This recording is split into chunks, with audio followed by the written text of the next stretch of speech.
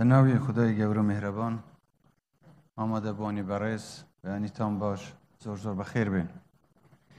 خوشحاڵم کە ئەمڕۆ بەردی بناغەی پرۆژەیەکی زۆر گرنگ لە شاری هەولێردا دەنێین کە پرۆژەی نەخۆشخانەی چارەسەرکردنی شێرپەنجەیە کە بە ئاست و کواڵیتیەکی پێشکەوتوو دروست دەکرێت و دەخرێتە خزمەتی هاوڵاتیانی خۆشەویستی شاری هەولێر و هەموو کوردستان.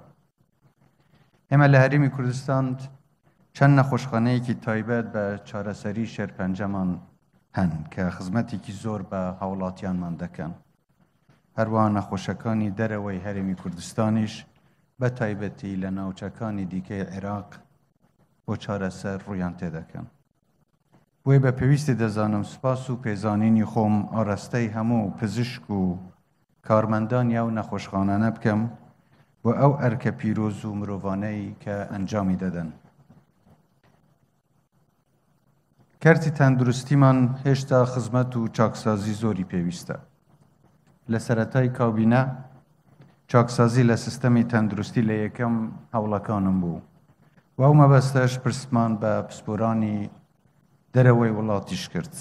بەڵام بەداخەوە بۆ ماوەی زیاتر لە 2 ساڵ فشار و قورسایی پەتای کۆرۆنا هەمووی کەوتە سەر ئەم کەرتە و کاریگەری لەسەر هەنگاوەکانمان هەبوو. وێڕایەوەش هەنگاوی بەرچاو لە بواری ڕێخستنەوە و کواڵیتی دا و دەرمان نراوە. لە کەرتی تەندروستی هەرێمدا دەبێت کەرتی گشتی و کەرتی تایبەت هاوسەنگ و هاوتەریب گەشە بکەن. کواڵیتی واستی خزمەتگوزاری لە کەرتی گشتی تەندروستیدا دەبێت باشتر بێت. هاوڵاتی دەبێت لە نەخۆشخانە گشتیەکاندا هەست بە ئاسوودەیی و هەبوونی خزمەت بکات.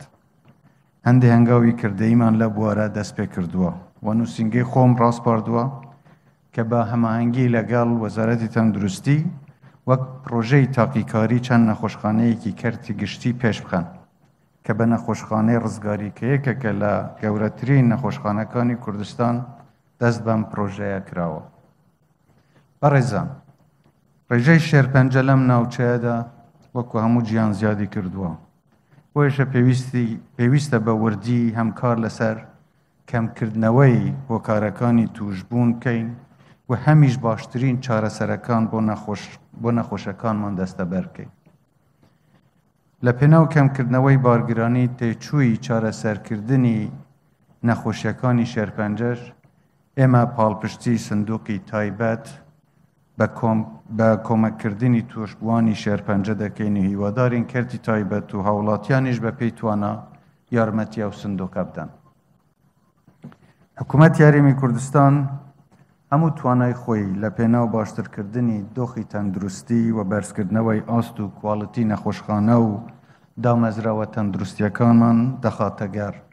لە هەرێمی کوردستان توانای زانستی و پزیشکی باشمان هەیە و پزیشکی زۆر باشمان هەیە کە دەتوانن بە شێوەیەکی باشتر خزمەتی هاوڵاتیانمان بکەن. لە کۆتایی هیوای ساغ و سەلامەتی بوو هەمووان دەخوازم و ئومێدی چاکبوونەوەی خێرا بۆ هەموو نەخۆشانی شێرپەنجە دەخوازم و ئێمەش هەرچی لە توانەماندا بێت بۆ هاوکاریکردن و چارەسەرکردنیان درێغی ناکەین. دەستخۆشی لە کۆمپانیای جێبەجێکاریان پرۆژەیە دەکەم. هیوادارم لە کاتێکی زوودا بتوانن ئەم نەخۆشخانە تەواو بکەن بۆ ئەوەی بکەوێتە خزمەتی هەموو هاوڵاتیان چ لە شاری هەولێر چ لە سەراستی کوردستان و لە سەرئاستی عێراق. بەڵام ئەمە تەنیا پرۆژەیە کە